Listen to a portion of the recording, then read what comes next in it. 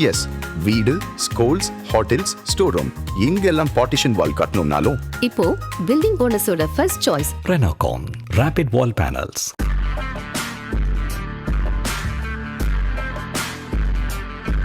வணக்கம் ஜெயஹிந்த். இன்றைக்கி நம்ம சேனலில் இந்தியா, இலங்கை மற்றும் பாகிஸ்தான் பற்றி ஒரு முக்கியமான அப்டேட் பார்க்க போகிறோம். இப்போ சமீபத்தில் இலங்கையில் வந்த புயல் கிட்டத்தட்ட 200 பேருக்கும் அதிகமான மக்கள் உயிரிழந்திருக்காங்க. பல்லாயிரக்கணக்கான மக்கள் வந்து இந்த புயலால் பாதிக்கப்பட்டாங்க.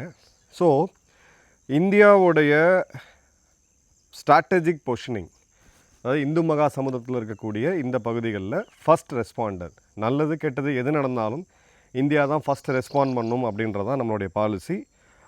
குறிப்பாக இதில் வந்து பார்த்திங்க அப்படின்னா சாகர் பந்து அப்படின்னு சொல்லி அந்த ஆப்ரேஷனுக்கு பேர் வச்சாங்க. சாகர் அப்படின்றது கடல், பந்து அப்படின்றது பந்தம். ஸோ இந்த இடத்துல இந்த நாட்டுக்கு முதல் ரெஸ்பாண்டர் அப்படின்றது பக்கத்து வீட்டில் இருக்கக்கூடிய நண்பனான இந்தியா தான் அப்படின்ற ஒரு தார்மீக பொறுப்பை இந்தியா ஏற்று ஒரு இது வரைக்கும் பார்த்திங்க அப்படின்னா சமீப வரலாறு ஒரு 30 வருட வரலாறில் இவ்வளோ பெரிய மூமெண்ட்டை நம்ம பண்ணதே கிடையாது. கிட்டத்தட்ட 53 டன் ரிலீஃப் மெட்டீரியல் வந்து இலங்கைக்கு போய் சேர்ந்துருக்குது. நூற்றுக்கணக்கான மக்கள் வந்து இந்திய விமானப்படையாலையும் இந்திய கடற்படையாலும் வந்து உயிர் காப்பாற்றப்பட்டிருக்காங்க. இதில் பார்த்திங்க அப்படின்னா 2 போர்க்கப்பல்கள் ஐஎன்எஸ் விக்ராந்த் மற்றும் ஐஎன்எஸ் உதயகிரி. ஐஎன்எஸ் விக்ராந்த் நம்ம தெரியும், நம்மளுடைய விமானம் தாங்கிய போர்க்கப்பல். அவ்வளோ சீக்கிரம் இந்த அசட்டை எங்கேயுமே டிப்ளாய் பண்ண மாட்டாங்க. பட் இந்த முறை முதல் முறை இலங்கைக்காக இவ்வளோ பெரிய ஒரு கப்பலையும் கூட துணைக்கு வந்து ஐஎன்எஸ் உதயகிரின்ற இன்னொரு கப்பலையும் பண்ணாங்க. இதில் கிட்டத்தட்ட 10 டன் எமர்ஜென்சி ரேஷன். இந்த எமர்ஜென்சி ரேஷன் அப்படின்றது நம்மளுடைய கடற்படை வீரர்கள் அவங்களோட தேவைக்காக வச்சுருக்கிறது. அதை அவசரமாக கொண்டு போய் சேர்த்தாங்க. அதன் பிறகு இந்திய விமானப்படை தன்னோட குளோப் மாஸ்டர் விமானங்களை பயன்படுத்தி 31.5 டன் அளவுக்கான நிவாரணப் பொருட்கள் வந்து வழங்கினாங்க. அதன் பிறகு ஐஎன்எஸ் சுகன்யா 3வது போர்க்கப்பல். ஐஎன்எஸ் சுகன்யா மூலிமா 12 டன் அப்படின்றது வந்துச்சு. So INS Sukanya, INS Vikrant மற்றும் ஐஎன்எஸ் உதயகிரி 3 மிகப்பெரிய போர்க்கப்பல்களை நம்ம அனுப்பணும். இப்போ இதில் பார்த்திங்கன்னா எமர்ஜென்சி ரேஷன், மருந்து பொருட்கள், சர்ஜிக்கல் சப்ளைஸு, டென்ட்டு, தார்பால், கம்பளி, hygiene kit, ready to eat food items அப்படின்னு சொல்லி, அதே மாதிரி பார்த்திங்க அப்படின்னா 2 பீஷம் அப்படின்னு சொல்லக்கூடிய க்யூப்ஸு. இது வந்து பாரத் ஹெல்த் சிஸ்டம் மொபைல் அப்படின்வாங்க. ஒரு மினி மொபைல் ஹாஸ்பிட்டல். இது ஒரு கண்டெய்னரில் விமானங்கள் வந்து அப்படியே தூக்கி எடுத்துகிட்டு போயிட்டு நீங்கள் எந்த இடத்துல வேணால் இறங்கி செய்யலாம். இதுலேயுமே பார்த்திங்கன்னா நம்ம கோயம்புத்தூரை சேர்ந்த ஒரு நிறுவனம் பெருமையாக இருக்குது. அவங்க தான் இதெல்லாம் வந்து டிசைன் பண்ணியிருந்தாங்க. இன்றைக்கி இந்தியாவுடைய இராணுவத்துடைய நவீனமயமாக்கலில் மெடிக்கல் கேரில் ஒரு மிகப்பெரிய புரட்சின்னே சொல்லலாம். ஸோ இந்த க்யூப்ஸையும் வந்து நம்ம டிப்ளாய் பண்ணோம். இப்போது நானும் உதவி செய்கிறேன் பேர்வழி அப்படின்னு சொல்லிட்டு இந்த இடத்துல ஒரு தேவையில்லாத அணி யாருன்னு பார்த்தீங்கன்னா பாகிஸ்தான்.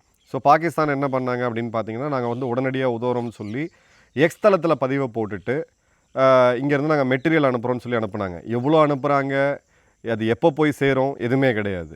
2வது, இப்போது அவங்க வரணும் பாகிஸ்தான்லேருந்து இலங்கைக்கு அந்த விமானம் வந்து தரையிறங்கணும் அப்படின்னா அது இந்திய வான்வெளியில் வந்தால் தான் ஷார்ட்டாக இருக்கும். ஸோ பாகிஸ்தான் இந்திய அரசாங்கத்துக்கு, நம்மளுடைய அரசாங்கத்துக்கு ஒரு கோரிக்கை வைக்கிறாங்க. நம்மளுடைய வான் தளத்தை பாகிஸ்தான் யூஸ் பண்ண முடியாது, அதே மாதிரி அவங்க தளத்தையும் நம்ம யூஸ் பண்ணுறது கிடையாது.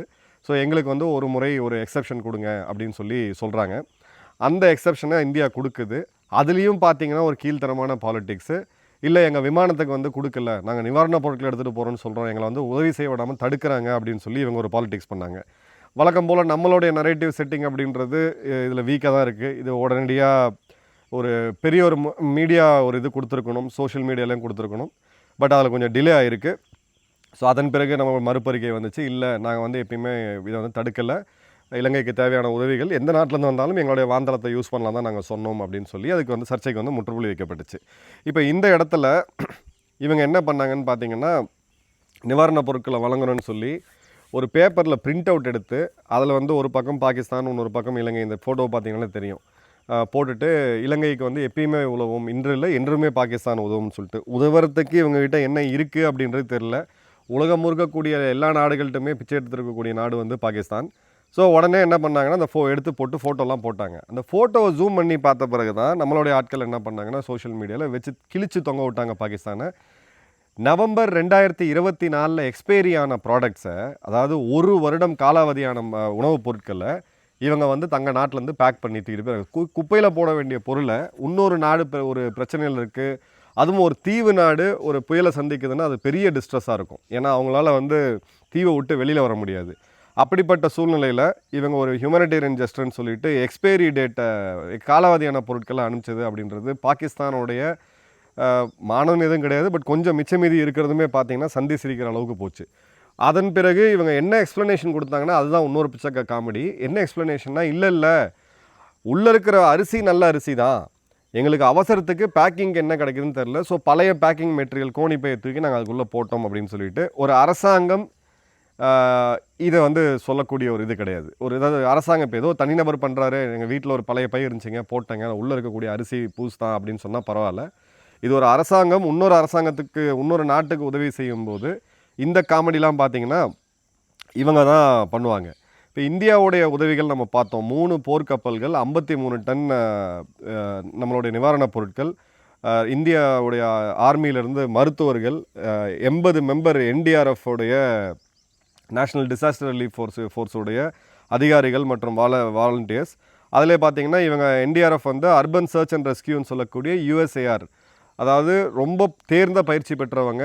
ஒரு அதிகமாக நகரங்கள் இருக்கக்கூடிய இடத்துல மக்களை எப்படி மீட்டெடுக்கிறது, அவங்கள எப்படி வந்து விமானப்படைக்கு உதவியாக அவங்கள இதுக்கு கொண்டு வர்றது, பில்டிங்கோட மேல் தளத்துக்கு கொண்டு வர்றது, டனல்ஸ் எங்கே இருக்கும், ஒரு வேளை போய் அது இப்போ ஒரு வாய்க்கால் போன்ற இடங்களில் சிக்கிக்கிட்டாங்கன்னா அவங்கள எப்படி மீட்டெடுக்கிறதுன்னு சொல்லி ஒரு ஸ்பெஷலிஸ்ட் ஃபோர்ஸு. இந்திய விமானப்படை அவுட்ஸ்டாண்டிங், ஒரு மிகப்பெரிய சல்யூட். ஸ்ரீலங்காவுடைய மக்கள் எல்லாம் கையெடுத்து கும்பிடக்கூடிய அந்த நிகழ்ச்சியான பதிவுகள்லாம் நம்ம பார்த்தோம். நம்ம ஏற்கனவே ஃபேஸ்புக் மற்றும் இன்ஸ்டாகிராம் சேனல்ஸ்லாம் நம்ம அதை பற்றி வீடியோ ஷேர் பண்ணியிருக்கோம், ஷார்ட் ஷேர் பண்ணியிருக்கோம், பாருங்கள். ஸோ இந்த இடத்துல சத்தமே இல்லாமல் இந்தியாவுடைய விமானப்படை, அதன் பிறகு பார்த்திங்கன்னா இந்தியாவுடைய கடற்படை, அவங்களோட சேட்டக் ஹெலிகாப்டர்ஸ் INS விக்ராந்த்லேருந்து பறக்கிறாங்க, பறந்து அப்புறம் மக்களை மீட்டெடுக்கிறாங்க, திரும்ப வராங்க, திரும்ப கொண்டு போகிறாங்க. அது மாதிரி Mi-17 ஹெலிகாப்டர்ஸ் ஏர்ஃபோர்ஸு. அதே மாதிரி பார்த்தீங்கன்னா வின்ச்சிங் ஆப்ரேஷன்லாம் ரொம்ப டஃப்புங்க. ஒரு விமானமே கீழே விழுறதுக்கான வாய்ப்புகள் இருக்குது, அதாவது ஒரு ஹெலிகாப்டரே கீழே வர்றதுக்கான வாய்ப்புகள் இருக்குது. சினுவுக்கு கொண்டு போய் எங்கெங்கே லேண்ட் பண்ணாங்க அப்படின்றத பார்த்தோம்.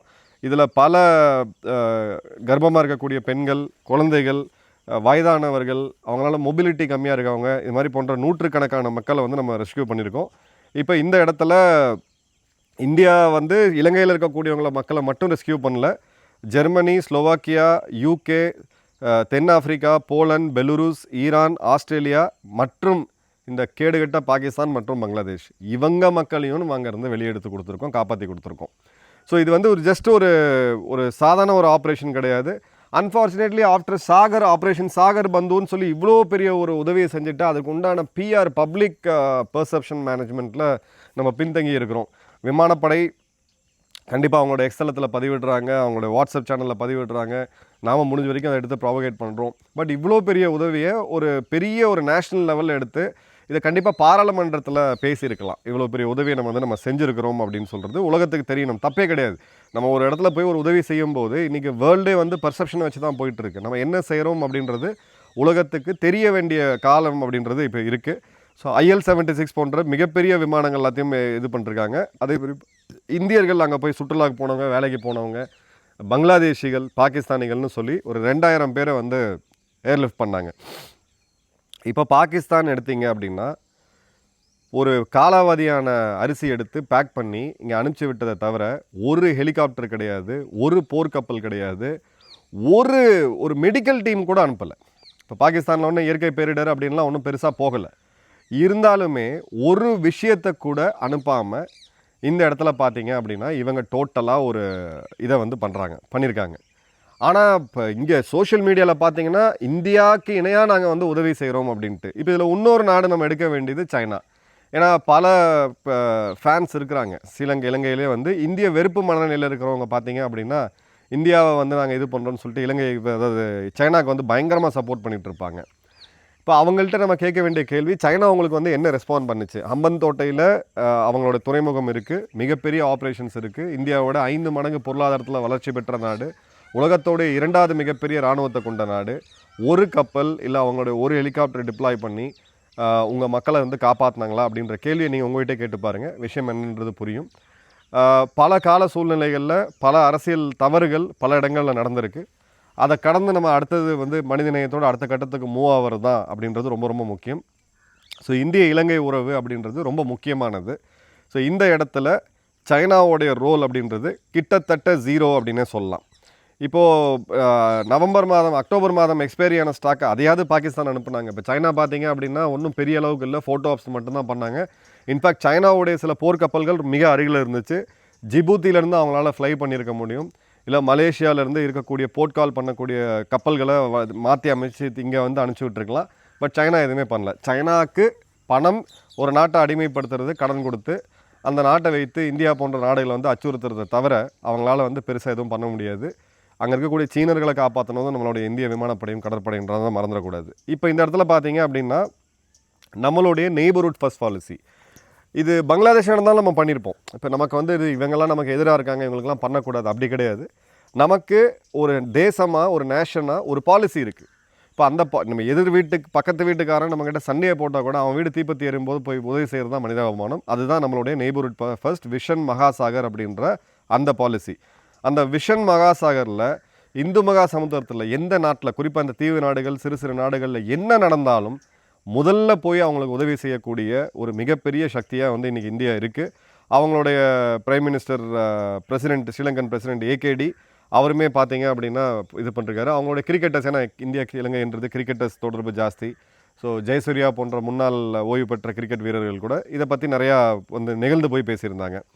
இப்போது ஓவராலாக நம்ம சோஷியல் மீடியா பல்ஸ் அப்படின்னு பார்த்தோன்னா, நேற்று வரைக்கும் இந்தியாவுக்கு எதிராக கடுமையாக பதிவுகளை போட்டுட்டு இருந்த இலங்கையை சேர்ந்த சில பேர் கூட இப்போ பார்த்தீங்கன்னா இந்தியாவுக்கு ஆதரவாக, இந்தியாவுக்கு நன்றி தெரிவித்து பதிவுகள் போடுறாங்க. ஸோ உண்மையான உறவு என்ன, ஒரு உண்மையாக உறவு, அதாவது இப்போ நீங்கள் எதிர்பார்த்து செய்கிறது ஒன்று, எதிர்பார்க்காம உங்களுக்கு வந்து உதவி செய்கிறது ஒன்று, எந்த வித எதிர்பார்ப்பும் இல்லாத செய்த இந்தியாவுக்கு இப்போ பார்த்தீங்க அப்படின்னா ஒரு பெரிய ஒரு அப்ரிஷியேஷன் வந்து கிடச்சிருக்கு. அதே மாதிரி பார்த்தீங்க அப்படின்னா இலங்கையோடைய போலீஸ், இலங்கையோடைய இராணுவம் எல்லாருமே, அவங்களுடைய அமைச்சர்கள், எதிர்க்கட்சிகள், அங்கே இருக்கக்கூடிய முனிசிபல் கார்ப்பரேஷனில் ஆரம்பித்து எல்லா இடத்துலையுமே பார்த்தீங்கன்னா அவங்க வந்து ஒரு பெரிய ஒரு அப்ரிஷியேஷனை இந்தியா கொடுக்குறாங்க. அதே மாதிரி பார்த்தீங்க அப்படின்னா இலங்கை இந்த பாகிஸ்தான் செய்த இந்த கேவலம், எக்ஸ்பைரியான அரிசி தூக்கி 1 வருஷம் காலாவதியான அரிசி, மருந்து, உணவுப் பொருட்களை அனுப்பிச்சதுக்கு அவங்க வந்து கடுமையான கண்டனத்தையும் கடுமையான அதிருப்தியும் தெரிவிச்சிருக்கிறாங்க பல சேனல்ஸில். இலங்கையோட சில ஊடகங்களே வந்து ஓப்பனாக பாகிஸ்தானை வந்து திட்டுறதை வந்து நம்ம பார்க்க முடியுது. ஏன்னா இலங்கை அப்படின்றது தனிநபர் வருமானம்னு எடுத்திங்கன்னா பாகிஸ்தானோட ஒரு 5 மடங்கு ஒரு பணக்கார நாடு.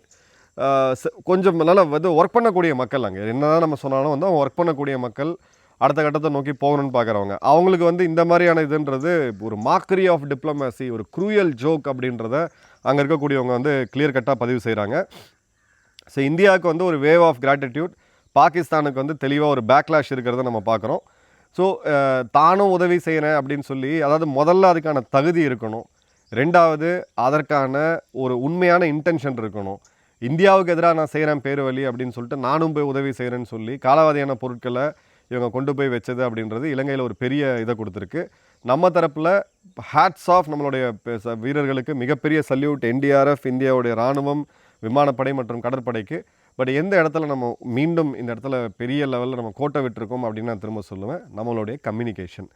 தமிழ்நாட்டிலே இப்போ நம்ம காணொலி பார்க்குற எத்தனையோ பேருக்கு இப்போ நீங்களே கமெண்ட்டில் போடலாம், எவ்வளோ பேருக்கு வந்து இவ்வளோ பெரிய உதவியை, நான் 3 போர்க்கப்பல் போய் கிட்டத்தட்ட ஒரு 10-15 விமானங்கள், ஹெலிகாப்டர்கள் போய் ஒரு மிகப்பெரிய பேரழிவுலேருந்து அவங்கள காப்பாற்றிருக்கணும் அப்படின்றது இந்தியர்களுக்கே எவ்வளோ பேருக்கு தெரியும் அப்படின்றது நமக்கு தெரியாது. செகண்ட், இலங்கை மற்றும் இதெல்லாம் வந்து நமக்கு ஒரு சாஃப்ட் பவர், ஒரு ரெஸ்பான்சிபிள் பவரை காமிக்கக்கூடிய சில கோல்டன் ஆப்பர்ச்சுனிட்டிஸ். அதை வந்து நம்ம சரியாக பண்ணலை அப்படின்ல, மேபி கம்மியாக பண்ணியிருக்கிறோம் அப்படின்றது தான் என்னுடைய கருத்து. உங்கள் கருத்து என்னன்றதை மறக்காமல் கமெண்ட் பாக்ஸில் போடுங்க. நன்றி, வணக்கம், ஜெய்ஹிந்த்.